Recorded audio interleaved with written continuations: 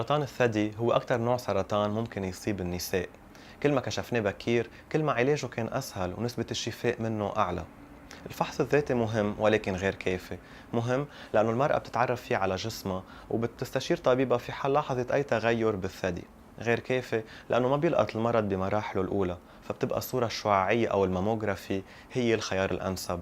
هالصورة لازم تنعمل سنويا ابتداء من عمر 40 سنة وحتى قبل في حال كان في عامل وراثي. ببعض البلدان بيعملوا حملة سنوية بشهر تشرين الأول، خلالها بتكون الصورة الشعاعية مجانية بالمراكز الحكومية وبأسعار مخفضة بالمراكز اللي داخلة بهالحملة. ما تخافي من هالمرض، روحي اليوم اعملي الصورة الشعاعية للثدي.